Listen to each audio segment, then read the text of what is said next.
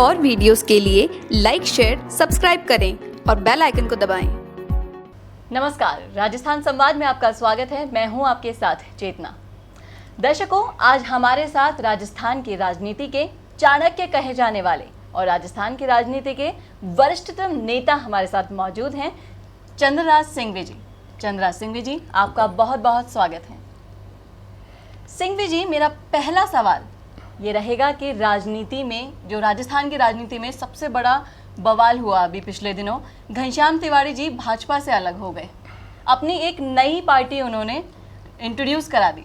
आपका क्या मानना है कि अब किस नज़रिए से आप इस मसले को देखते हैं? 4 साल तक भारतीय जनता पार्टी के अंदर तिरस्कृत, उपेक्षित और परिहास का पात्र बने घनश्याम तिवारी के पास पार्टी से जाने के अलावा कोई रास्ता था ही नहीं। अभी घनश्याम तिवारी ने बिरला ऑडिटोरियम में एक सम्मेलन करके एक छोटी सी पार्टी की सदस्यता स्वीकार की है। मेरी नज़र में वो उनकी प्रतिष्ठा की प्रतिकूल है। वरिष्ठ नेता रहे हैं वो, लेकिन सवाल ये है कि उस भीड़ में एक भी ऐसा आदमी नहीं था जो उम्मीदवार के लायक हो। वो भीड़ एक मतदाताओं की भीड़ और समर्थकों और प्रशंसकों की भीड़ थी, राजनीतिक भीड़ थी नहीं। वो एक नाम लिया गया था मकराना के भंवरलाल जी राजपुरोहित का। वो अच्छा आदमी, बहुत बढ़िया आदमी है, मेरे घनिष्ठतम मित्र हैं। वो इनकी पार्टी से चुनाव लड़े, संभव ही नहीं है। इसलिए मैं घनश्याम जी के इस प्रयास को हताशापूर्ण किया गया विफलता का प्रयास मानता हूँ। इसका भारतीय जनता पार्टी के आम ब्राह्मण मतदाताओं में 2-4% फर्क तो पड़ेगा, पर चुनाव की सांख्यिकी, स्टैटिस्टिक्स और अंक गणित में इसका कोई महत्व नहीं होगा। सिंघवी जी, जैसा कि आप देखते हैं कि राजनीति में जातिगत जो प्रभाव पड़ता है वो सबसे बड़ा प्रभाव है, चाहे वोट बैंक का। आपने राजपूतों को देखा है, राजपूत एकदम से बायकॉट करते हुए नजर आ रहे हैं वसुंधरा सरकार का, मोदी सरकार का। क्या प्रभाव पड़ने वाला है आने वाले चुनावों पे इन सब चीज़ों का? ये तो आपने रघु शर्मा के चुनाव में देख ही लिया होगा। पहली बार बनिया, ब्राह्मण और ठाकुर तीनों ने मिलकर भाजपा को जो ठोकर मारी, तो अलवर, अजमेर और मांडलगढ़ में भाजपा चारों खाने चित्त हो गई। जी बिल्कुल। असल में भारतीय जनता पार्टी उस मूर्ख बाप की तरह है जो पड़ोसी के बेटे को तो ज़्यादा प्यार करता है और अपने बेटे को दुत्कार देता है। राजपूतों का विद्रोह भारतीय जनता पार्टी के लिए मृत्यु का संकेत है।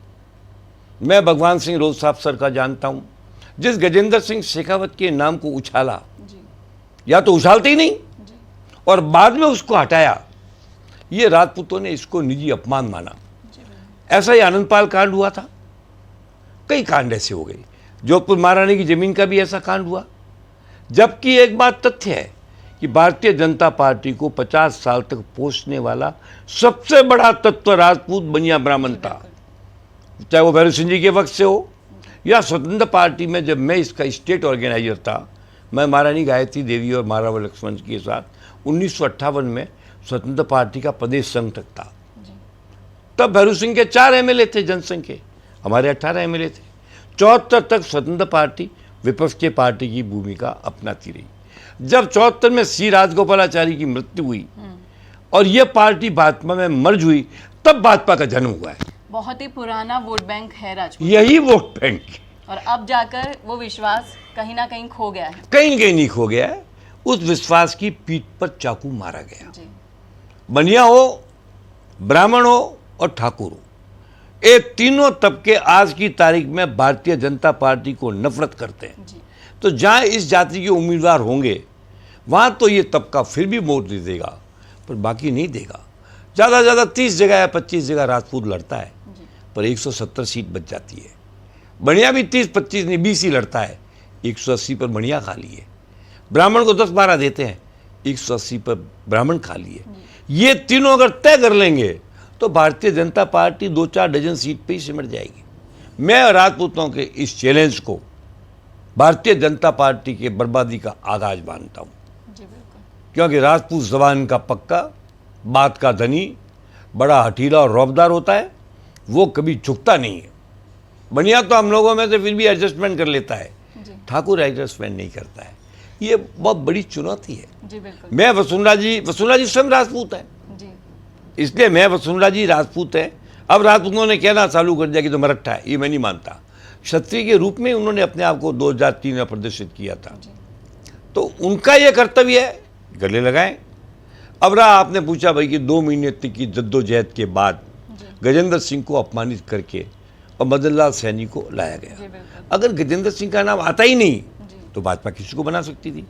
अब जहाँ तक मदन लाल सैनी का सवाल है, मदन लाल सैनी की मदद तो मिलेगी वसुंधरा को, उतनी मिलेगी जितनी राजनीति में धीरेन्द्र कमठान से मिलती है, इससे ज़्यादा हैसियत नहीं है। बड़ा सवाल ये पैदा होता है कि करीब 2 महीने की जद्दोजहद के बाद केंद्र और राज्य सरकार में जो संघर्ष चला और उसके बाद एक ऐसा नाम निकलकर सामने आया जो शायद स्वयं के बल पर एक भी चुनाव ना जीत पाए हों और अब उन पर पूरे राजस्थान प्रदेश की जिम्मेदारी को सौंप दिया गया है। इससे आप किस नज़रिए से देखते हैं? देखने लायक चीज़ ही नहीं है। मैं किस नज़रिए से देखने लायक चीज़ ही नहीं है। इस सारे कांड में ओम माथुर का जो रोल था, जो वसुंधरा का बहुत ज़बरदस्त विरोधी था, उसने इसके अंदर अमित शाह के मुंह पर चांटा मारा, क्योंकि अमित शाह ने उसको 4 साल तक घर बिठा दिया था। उन्होंने जाके मोदी से कहा कि गजेंद्र कितनी कंट्रोवर्सी में फंस गया है, अब इसका बनना ठीक नहीं है। कोई बात नहीं, गजेंद्र नहीं बना, किसी और राजपूत को बना देते। कौन मना कर रहा था? किसी मनीय ब्राह्मण को बना देते। नहीं, मदन लाल को बनाया। वो मदन लाल एक कार्यकर्ता है, मैं उसको कार्यकर्ता नहीं मानूं, ऐसा बेवकूफ़ नहीं हूँ, पर मदन लाल जी की क्षमता नहीं है। अब ये भी हो सकता है कि इसको अवसर नहीं मिला, अवसर मिले तभी आदमी क्षमता का प्रदर्शन करता है। अब मिल गया मदन जी को, करे वो अपनी क्षमता का प्रदर्शन। उनके लिए एक अग्नि परीक्षा का समय है। अग्नि उनके लिए, देखो अब वो अपनी हैसियत मदन लाल सैनी अध्यक्ष के रूप में बनाएंगे या सेकंड परिणामी के जैसा बनाएंगे, इसका फैसला उनको करना है, हमारा इसमें कोई रोल नहीं है। सिंघवी जी, अब मैं ये जानना चाहूंगी कि चुनाव आने वाले हैं, जनता भाजपा से उब चुकी है, विश्वास हट चुका है, कांग्रेस पर विश्वास रहा ही नहीं है अब शायद। अब एक तीसरे मोर्चे की ज़रूरत है। आप एक तीसरे मोर्चे के अध्यक्ष हैं, निर्दलीय संघ के अध्यक्ष हैं। आपकी रणनीति आगामी चुनावों को लेकर क्या है? देखो, मैं आपको स्पष्ट कहता हूँ, मैं उन लोगों में नहीं हूँ जो शंका समाधान करने के लिए भयभीत हो जाते हैं। मेरी रणनीति स्पष्ट मुख्यमंत्री बनने की। आप पूछेंगे कैसे? मैं आपको एक उदाहरण दे रहा हूँ। घनश्याम की मीटिंग में एक उम्मीदवार की कॉन्स्टिट्यूएंसी का नाम नहीं आया, मैं 5 कॉन्स्टिट्यूएंसी के आपको नाम दे रहा हूँ। 5 में निर्दलीय ही चुनाव जीतेंगे और भारतीय जनता पार्टी तीसरे स्थान पर जाएगी। आप इन 5 कॉन्स्टिट्यूएंसी का सर्वे करा लो, ऐसी 100 कॉन्स्टिट्यूएंसी है। मैं बता रहा हूँ, मारवाड़ जंक्शन पे इस बार निर्दलीय चुनाव जीतेगा, जैतारण में निर्दलीय चुनाव जीतेगा, मालवीय नगर में निर्दलीय और कांग्रेस की टक्कर होगी, भाजपा तीसरे स्थान पर जाएगी और नागौर प्रॉपर में निर्दलीय ही चुनाव जीतेगा। 4 तो ये बता दी मैंने, और एक आपसे बताऊं, लाडनू की सीट है जहां पर निर्दलीय चुनाव जीतेगा। अगर मैं आपको 5 सीटें अभी बता रहा हूं, मैं बनाने को 100 बता सकता हूं, पर नाम भी दे सकता हूं, पर नाम मैं इसलिए नहीं देना चाहता हूं कि फिर ये लोग उसको खरीद, भय और परेशान करने की कोशिश करेंगे। मगर मैं आपसे बताऊं, इन 5 सीटों पर निर्दलीय चुनाव जीत रहे हैं, ऐसी 100 सीटों पर निर्दलीय चुनाव जीत रहे हैं। कहीं ना एक आप पक्की तैयारी कर चुके हैं, बहुत तक सीटों को लेकर। मैंने आपसे, ये मेरा बाईपास हुआ, 1 महीने तक मैं हॉस्पिटल में रहा हूँ।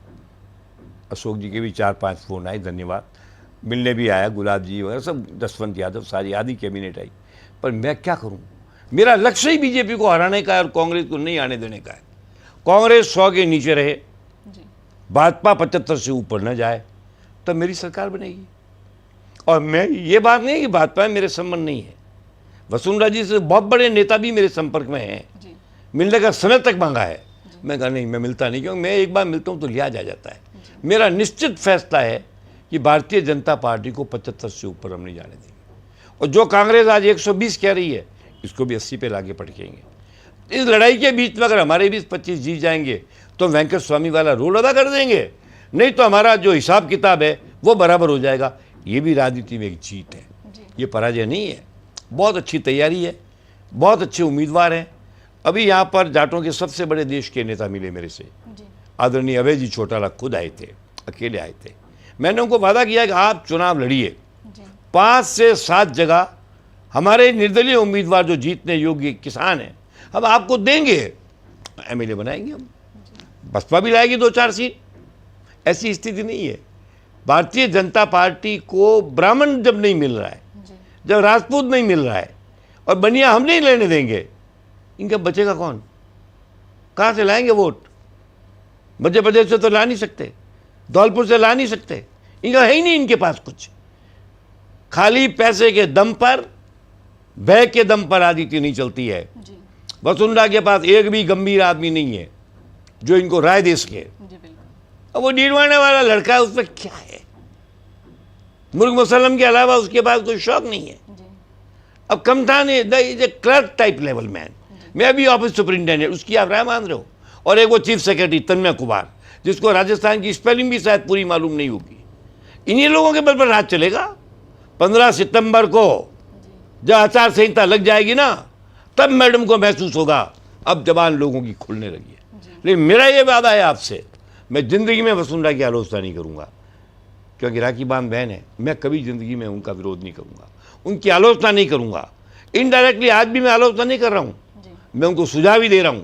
अब भी वक्त है, समझ जाइए, अब भी वक्त है। नॉर्थन ढूंढिए, मुल्ला तो प्याजा मत ढूंढिए, बीरबल ढूंढिए, मान सिंह ढूंढिए, टोडरमल ढूंढिए। अब ढूंढना ही नहीं चाहती हो, आपकी मर्जी है। इसके बावजूद आप राज में आ जाओगी तो हम तो बधाई देने आ जाएंगे, पर कोई चांस नहीं है, अवसर है ही नहीं कोई। आपके इस अटूट विश्वास को देखकर लग रहा है, तभी आपको चाणक्य कहा जाता है राजस्थान की राजनीति का, कि कहीं ना कहीं एक तीसरा मोर्चा कमबैक करेगा 100%। ये तो निश्चित है। 2008 में भी तीसरा मोर्चा ही था, वो तो तैयारी पहले नहीं थी, पर 28 आदमी बाहर के आए थे ना, 28। हमको बढ़ा के 40 करना है, क्या इसमें क्या डिफिकल्ट है? और इस बार इसलिए वो नहीं बिखरेंगे कि हम पहले से तैयार हैं। मैं जीतने वाले निर्दलीय और इन छोटी पार्टियों को एक सूत्र में बांटने की तैयारी आज से कर रहा हूँ। इस हमारा तो 50-60 आदमियों का ग्रुप बनेगा। सीएम कौन नहीं बनता, पर मैं तो मेरी कोशिश करूंगा, वसुंधरा अपनी कोशिश करेगी, सचिन अपनी कोशिश करेगा, गहलोत अपनी कोशिश करेगा। तो जितने मुंह उतनी भाषा, जितने हाथ उतना संघर्ष। मेरा भी, मैं इतना ही कहना चाहता हूं कि मैं उन बड़ियों में नहीं हूं कि मुख्यमंत्री बनने की घोषणा से भयभीत हो जाएं। I am a candidate, I try for chief ministership, और मुझे पक्का विश्वास है या तो मैं स्वयं बनूंगा अथवा मेरी मदद से बनेगा, तीसरा नहीं बनेगा। चंद्रा सिंघवी जी, आपका ये अटूट विश्वास कायम रहे। हमारी शुभकामनाएं आपके साथ हैं। बहुत बहुत धन्यवाद। Thank you madam.